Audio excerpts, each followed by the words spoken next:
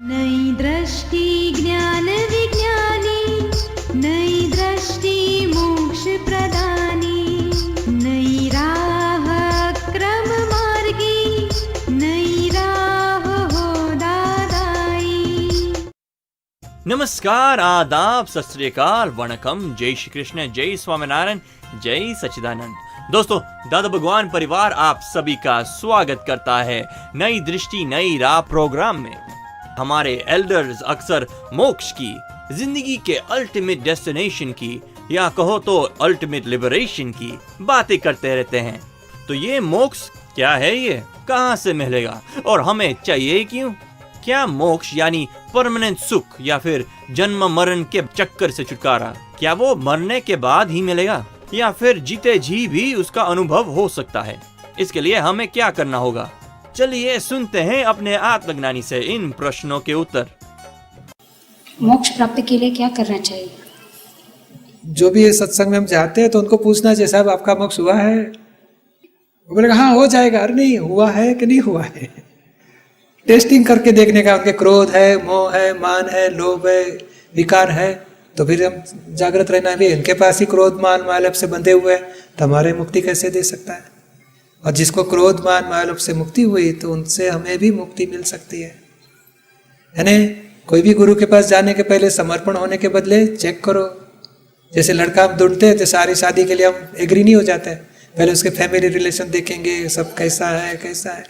और बाद में दो चार हमारे फ्रेंड्स फैमिली में पूछते हैं, भाई लड़का कैसे लगता है, ये सही है, बरोबर है। बाद में हम आगे बढ़ते हैं कि नहीं? जैसे गुरु में भी आगे बढ़ने के लिए ज़रा सोच के जाने का है। और फर्स्ट तो ये पूछने का, साहब आपको आत्मज्ञान हुआ है और मुझे आत्मज्ञान प्राप्त करो, हो जाए ऐसी कृपा करो। आप सुन रहे हैं नई दृष्टि नई राह। दोस्तों, हम बात कर रहे हैं मोक्ष की। तो आपको क्या लगता है, क्या मरने के बाद सभी को मोक्ष मिलता है? किसे मिलेगा और किसे नहीं? क्या अच्छे कर्म करने पर मोक्ष मिलेगा? मोक्ष के बाद क्या होता होगा? सुख है या सिर्फ बातें ही हैं? सोच में पड़ गए ना? आइए बढ़ते हैं हमारे नेक्स्ट सेगमेंट की ओर, इन सारे सवालों के जवाब पाने के लिए। मोक्ष मांगना और मोक्ष यानी क्या, वो जब तक नहीं समझ में आएगा तो आप मांगोगे भी क्या? तो मोक्ष यानी क्या है? मोक्ष दो स्टेज में है। एक संसार में रहते हुए मुक्ति, तमाम दुखों से मुक्ति, और फर्स्ट स्टेज का मोक्ष है। यानी ये जीते जी किसी ने इंसल्ट कर दिया, किसी ने नुकसान कर दिया, घर में मृत्यु आ गई, अपने एक्सीडेंट हो गया, कोई भयंकर डिसीज हो गया, तो आदमी को कितना सफरिंग आ जाता है ना। तो यही परिस्थिति में अंदर कुछ भी दुख नहीं हो जाए, ऐसे निरंतर रहे, वो फर्स्ट स्टेज का मोक्ष है। तमाम दुखों से मुक्ति, समझ में आता है ना? और ये फर्स्ट स्टेज का मोक्ष मिल गया तो धीरे धीरे आगे का मोक्ष, देह से, कर्मों से, परमाणु मात्र से मुक्ति, वो अल्टीमेट मोक्ष है, सेकंड स्टेज का मोक्ष। ये मिल गया तो मिलेगा ही मिलेगा। और ये मोक्ष कैसे मिल सकता है? तो दुख क्यों हो जाते हो? क्योंकि आप बोले मैं दिनेश हूं, किसी ने दिनेश का इंसल्ट कर दिया तो आपको लगता है मेरा ही इंसल्ट हो गया, इसके लिए आपको दुख होता है। यहाँ भेद ज्ञान आपने प्राप्त कर लिया कि दिनेश अलग है और मैं शुद्धात्मा हूं। फिर दिनेश को कोई गाली देगा, कोई इंसल्ट करेगा तो भी आपको लगेगा ओ ये तो दिनेश का कर रहा है, नेम प्लेट को करता है, मुझे कहाँ पहचानता, मैं तो आत्मा हूँ, अलग हूँ इसमें। तो ये आत्मा की जागृति मिलने से आपके क्रोध, मान, माया, लोभ, राग, द्वेष, दुख सब चले जाता है। समझ में आता है ना? और यानी मोक्ष के लिए फर्स्ट स्टेप है आत्मज्ञान की प्राप्ति करनी है। और आत्मज्ञान मिल गया तो फर्स्ट स्टेज का मोक्ष मिल जाता है। कर्म चार्ज नहीं होंगे, दुखों से मुक्ति हो जाती है। और कर्म चार्ज नहीं हो गए तो नेक्स्ट लाइफ में कर्म का फल आएगा भी नहीं, शरीर का मिलेगा ही नहीं, तो उसको लास्ट मोक्ष बोला जाता है, अल्टीमेट मोक्ष। समझ में आया आपका? आप सुन रहे हैं नई दृष्टि नई राह। आज हम बात कर रहे हैं मोक्ष के बारे में।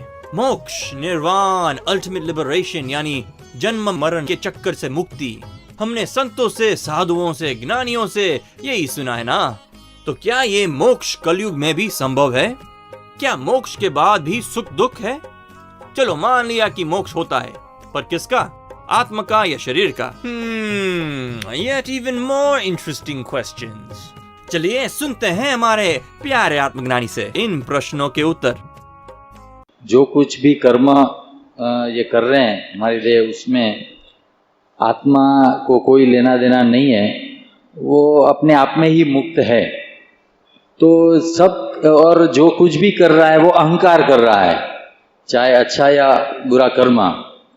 तो आत्मा अगर अपने आप में मुक्त है तो फिर हम आत्मा को ही मोक्ष, ये हमारी ऐसी रॉन्ग बिलीव नहीं है कि हम आत्मा को ही मोक्ष ले जाने की बात कर रहे हैं। हमें तो मोक्ष अहंकार को ले जाना चाहिए। एग्जैक्ट है। मोक्ष सचमुच दरअसल में मोक्ष अहंकार का होता है। बंधन अहंकार का है, अहंकार को है, और मोक्ष भी अहंकार का ही होता है। अहंकार गया कि आत्मा स्वयं मोक्ष मुक्त ही है। तो हम फिर मोक्ष बात कर रहे हैं, हमारी आत्मा मोक्ष में जाए ऐसी बात कर रहे हैं ना। हाँ, लेकिन ये हट गया तो आत्मा का स्वभाव, आत्मा इस ब्रह्मांड में सबसे सूक्ष्मतम है। तो सूक्ष्मतम ब्रह्मांड में होने की वजह से जब कोई अटैचमेंट उसको नहीं रहा, संपूर्ण निरावरण हो जाता है, तब वो संपूर्ण मुक्त होता है। जैसे जैसे उसके अटैचमेंट, जैसे जैसे परमाणुओं का अटैचमेंट उससे छूटते जाता है, वैसा वैसा वह हल्का होते जाता है और ऊपर जाता है। तो हमारी कोशिश तो संपूर्ण निरावरण हो गया तो आत्मा स्वयं ही ब्रह्मांड के ऊपर सिद्ध क्षेत्र में चले जाता है। तो हमारी कोशिश तो अहंकार को ही मुक्त करने की रहनी चाहिए। एग्जैक्टली। आप सुन रहे हैं नई दृष्टि नई राह। अधिक जानकारी के लिए फोन नंबर है 1877-505 दादा एक्सटेंशन 23। हमारी वेबसाइट है hindi.dadabhagwan.org या फिर ईमेल करें dadaonradio@us.dadabhagwan.org। मोक्ष का स्वरूप क्या है? मोक्ष का स्वरूप, ये बंधन का स्वरूप तो आपको समझ में नहीं आता है।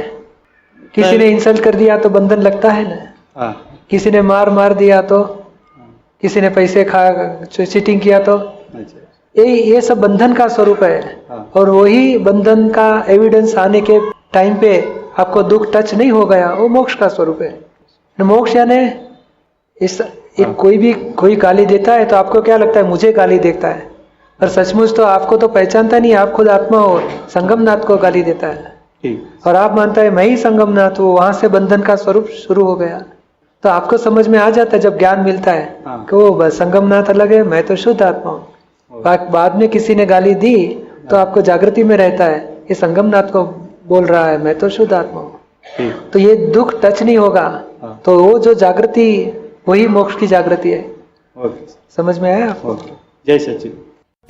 आप सुन रहे हैं नई दृष्टि नई राह।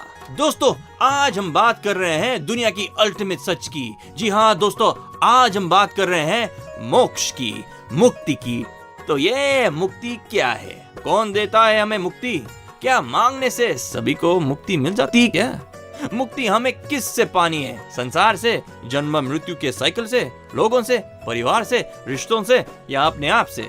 इन सारे सवालों के जवाब जानने के लिए सुनते हैं हमारा अगला सेगमेंट। मोक्ष क्या है और मोक्ष क्यों जाना चाहिए? मोक्ष तो वो तो बात हो गई 2-4 बार। बंधन का स्वरूप है, किधर है शिल्पा? बंधन तो समझ में आता है ना? नहीं, ये सास बहू की बात सुनी आपने? तो उसमें मुक्ति है कि बंधन है? बंधन है, पर थोड़ा समय के बाद कुछ नहीं लगता, बाद में नॉर्मल लगता है। बाद में ऐसा नहीं लगता कि मोक्ष जाना है करके, ठीक लगता है। ऐसा लगता है कि पार्ट ऑफ लाइफ है, आता है जाता है सुख, आता है जाता है, तो रूटीन है करके। तो धीरे धीरे समझ में आएगा। क्योंकि ये जो मोह जितना प्रकार से मोह जो इसको बोलते हैं, नहीं, एक आदमी ने दारू पिया है और दूसरे आदमी ने भी दारू पिया है और तीसरे आदमी ने नहीं पिया है। तो एक आदमी ने डबल पिया है तो उसका देर से उतरेगा, जिसने कम पिया है वो जल्दी उतर जाएगा। और जिसने नहीं पिया है, तो जिसने नहीं पिया वो बोल सकता है नहीं ये क्यों गलत करते हो? तो आप वो क्या बोले, इसमें क्या गलत है? मैं सयाजीराव गायकवाड़, वो बोलेगा मैं तो मैसूर का राजा हूँ। तो उसको क्या बोलना चाहिए? और अब बोले भाई इस घर में जाओ, अरे घर में, हम तो महल में बैठा है और घर में जाने को बोलता है। तो उसको क्या बोलना चाहिए? थोड़ा दारू उतरने दो, बाद में अपने आप मालूम हो जाएगा कि संसार में कितने दुख हैं। ये मोह का दारू है, मोह रूपी दारू है। उसे ये मोह से सब अच्छा लगता है, भुगतने में मजा आती है। जब उसका रीपेमेंट आता है तब मोह रूपी दारू कमती होते जाता है, दुख भुगतने पड़ते हैं। तब असह्य हो जाता है कि संसार से छूटना है। नहीं, कितने संकट आ गए, सूरत में आए, बड़ौदा में आए, सुनामी आ गई, धरती कंप आ जाते हैं। तभी उस संकट में आप फंसे होगे, तभी आपको लगता है ये संसार में कितनी प्रकार की लाचारी है। उस टाइम पे बहुत दुख हो जाता है कि नहीं, मुक्ति पानी है अभी। और उस टाइम पे मोक्ष की कीमत समझ में आती है कि नहीं, ये संसार में अभी आपको जो ज्ञान मिला है, तो आपको बाहर संसार में कुछ ट्रबल आएगी, तभी आपको अंदर से शांति लगेगी, तभी अनुभव होगा कि ये ज्ञान से मुझे बहुत शांति रहती है। लगता है शांति काफी होती है, पर थोड़ा बस तो उतना रहने दो, अभी मोक्ष की बात छोड़ दो। संसार में दुख नहीं टच हो जाए, उतने पुरुषार्थ करो, बहुत हो गया। और फर्स्ट स्टेज का मोक्ष यही है, वो रिजल्ट वाला मोक्ष है। रिजल्ट वाला मोक्ष के लिए कुछ सोचो मत तो भी चलेगा। समझ में आता है ना आपको? हाँ। सिर्फ परेशानी देखते जाओ कि ये करने से कितनी परेशानी आती है, ये करने से कितनी परेशानी आती है, ये नहीं होगा तो क्या दुख है, ये होगा तो क्या दुख है, सब स्टडी करते जाओ। अल्टीमेट क्या रखना है सोच में, क्या रखना है किस दादाजी की 5 आज्ञा पकड़ो। शिल्पा अलग है, मैं शुद्धात्मा, उसमें तो कोई शंका नहीं है। नहीं है तो शिल्पा को ये सब संसार में मजा आती है, वो भी देखो कि ये शिल्पा को मोह है, मैं तो शुद्धात्मा हूँ। बस उतनी जागृति में रहो। धीरे धीरे वो कुछ दुख आ जाएगा, तभी मालूम पड़ेगा आपको कि ये तो दुख आ गया। तो फिर ज्ञान आपको हेल्प करेगा कि कैसे वापस दुख से मुक्ति में आ जाए। आप सुन रहे हैं नई दृष्टि नई राह। निर्मल जी, जब 6 लोगों का मोक्ष होगा तो 6 आत्माएं अपने अलग अलग आनंद में रहेंगी, तो क्या वो 6 आत्माएं जब सिद्ध क्षेत्र में जाएंगी तो अलग अलग रहेंगी? अलग अलग ही रहती है। एक हो गई तो फिर क्या फायदा हो गया?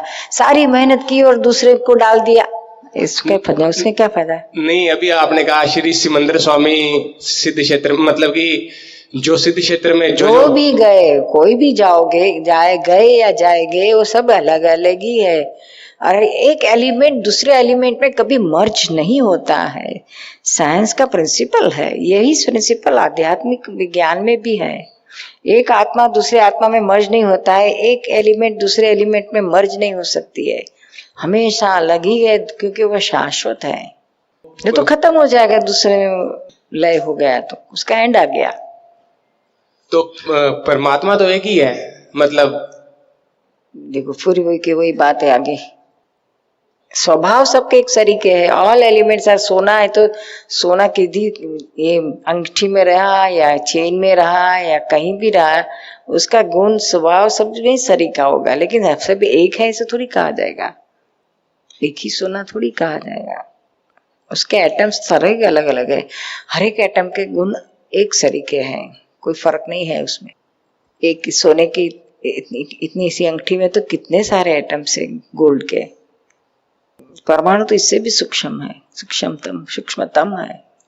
मतलब वो 6 चीजें एक ही हैं, लेकिन रहेंगी अलग अलग। सब उसके गुणधर्म एलिमेंट सभी सरीके है, लेकिन अलग अलग, एक नहीं हो जाते हैं। हो ही नहीं सकता है, कोई एलिमेंट एक नहीं हो सकता है। अनंत आत्माएं हैं, वही परमात्मा है। आप सुन रहे हैं नई दृष्टि नई राह, जो सुलझ जाता है जिंदगी के हर सवाल को।